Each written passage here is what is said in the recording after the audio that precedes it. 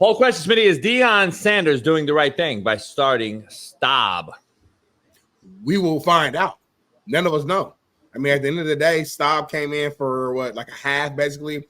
Played that his name well. Staub? What's his name? I think it's Staub. Yeah, like stab or stop. So Ryan Staub, the OG, the vet, you know what I mean? First of all, I love this kid's character. I love his character. He stuck around in the transfer portal era. He said, I believe in this team. I believe in my head coach. I believe in what you're building here. And I'm going to stick around until my opportunity comes. And, you know, to come to this season as the third string guy and have a 5-star kid in front of you, true freshman who's making a ton of money, and have a transfer in Sauter who, you know, you knew why he was transferring. It was to take that starting spot. And he just continued to be patient. And once his opportunity came, man, he showed up and showed out. So, but again, that's one half, and that's going against a team that didn't prepare for you. So coming out here as the actual starter with a D coordinator who knows you're starting, it's a different beast. And it's a good Houston team that you're going against as well. They're 2-0, scoring a lot of points. So it's going to put a lot of pressure on him to throw the ball as well, I would assume.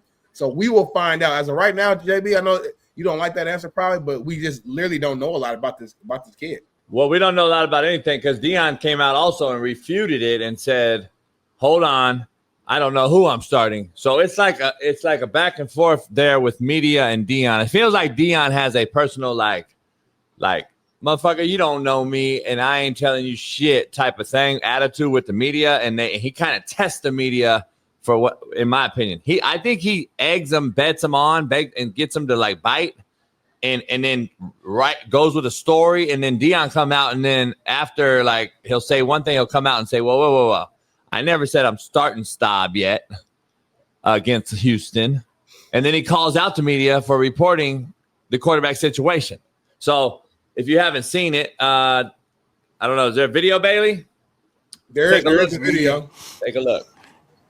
In today's media, we don't care about being correct anymore. We just want to be first. And there's no subjection to you when you're wrong. Nobody says nothing. You just go with it. I'm not saying that's the case, but that's where we are in media.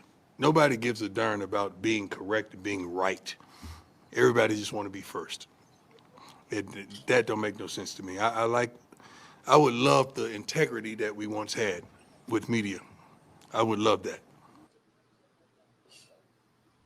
Now, I'm not saying that relates to his current quarterback situation, but what he's saying isn't wrong in the totality of media. I will say that. I think we all know that you know the media space today is like, especially with social media, you want to be the first one to get a story out, and it might be half wrong, half right. But in this particular situation, I'm pretty sure Staub is starting unless he's doing some dickery. I think there's a second video as well. Go ahead, Jimmy.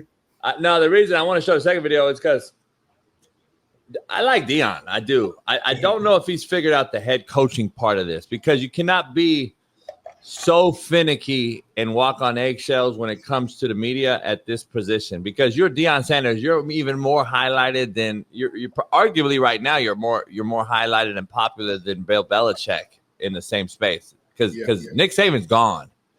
So right now you're competing with guys like Sark, Lane, yourself, Belichick, but to be honest, Belichick's on the other side of the hill. These other three are basically the same age. Deion's actually older than myself, Sark, and Lane. So Sark and Lane and myself are about the same age. Deion's about, I think, 8-9 years older. So he's competing against those guys, in my opinion. And those guys also is the guys that the Dan Lannings, all those guys. Dan's younger, but those guys are the ones that are in the house rebuilding relationship with these young kids in a how can I say it? You say it all the time. These cats got a swag about them that's going to attract the kids. Yeah. Deion's older, but he still has that swag that's going to attract the kids, right? So he's in that realm. Bill's on the other side. I think he's using the professional approach with Lombo and older coaches and trying to doing this the NFL way. Did not look good so far. In TCU and in Charlotte was Charlotte. So here's the issue I have, though. You got to be real about the quarterback scenario when you talk about the media and your other positions, because out of one side of his mouth, he talks about the QB position being untruthful by the media, but then he comes out and then take a look at this video.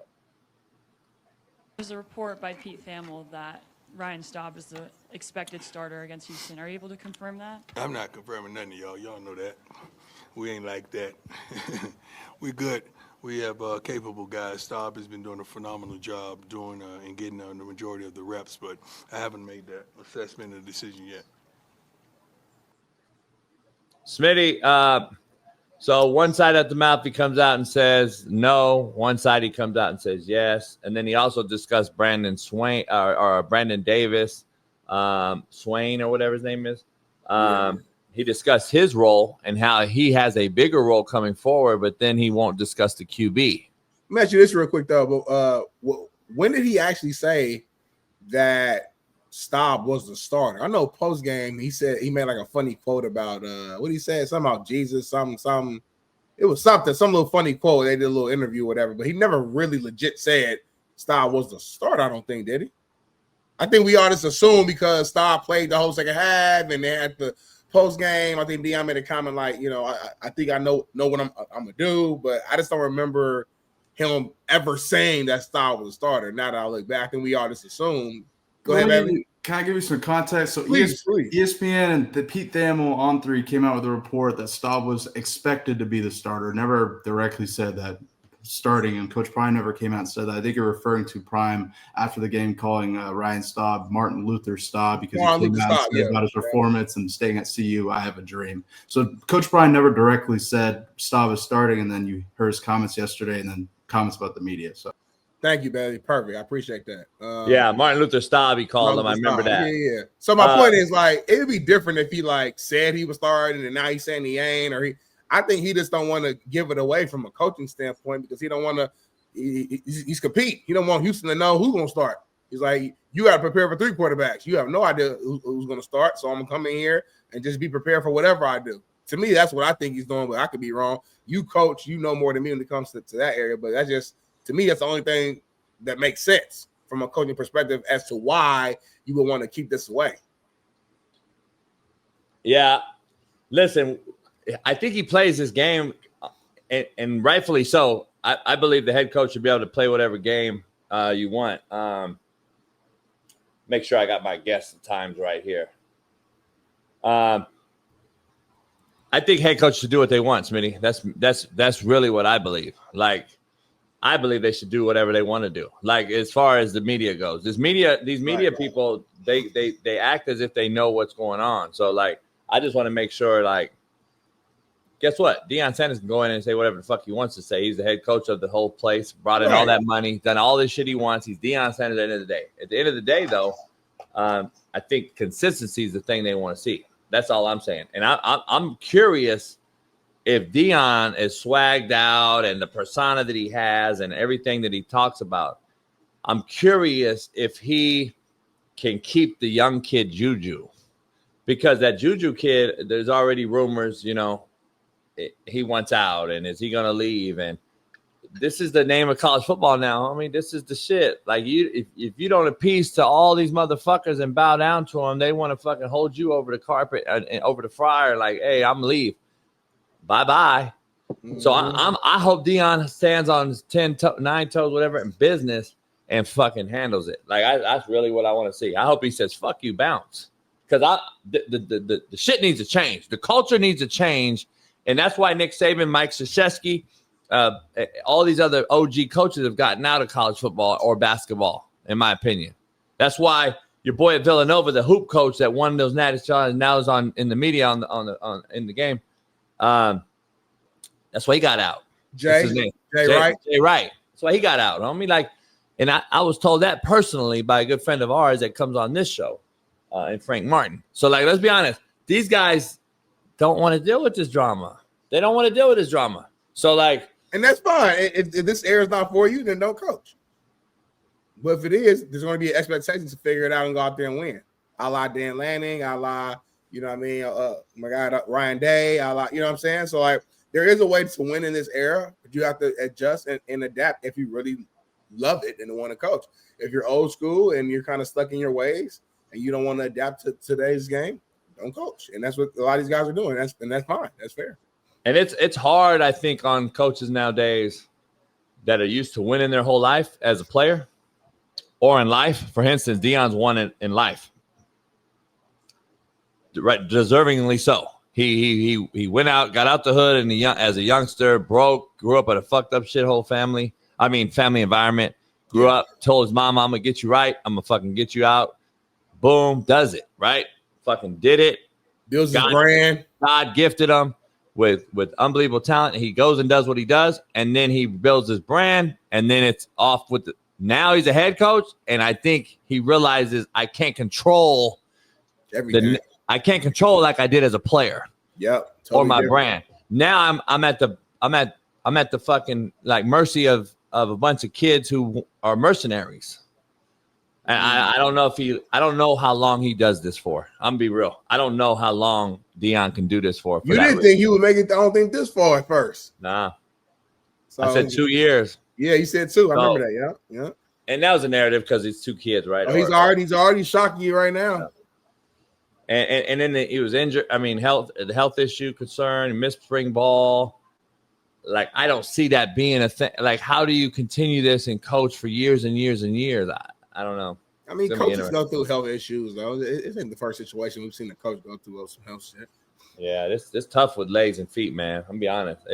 I just don't like. We can talk about cancer. Yeah. I mean, we talk about cancer and like other shit like health, like bodily stuff. But like when it's physical health stuff, like your toes and your fucking hands and your feet and your legs, homie, it is a motivating factor. Let me just tell you, my back was fucked up at my first year at Indy, and I had to get treatment every day. I had a fucking disc that was so badly slipped, like on. It was a bit. It was like to get up and walk around to the campus and check on motherfuckers and do all that shit. Then go out at practice, knowing I had to run around at practice, show energy as a head coach. Do that for 6 months because my shit was out for 6 months. It's a motherfucker. I can't imagine no toes, certain toes. Bro, back pain's the worst pain though. I'm gonna tell you. I've had 2 knee surgeries. I've had a lot of situations. Real back pain because I had a slip disc for like 2 years and I couldn't figure it out. And that shit.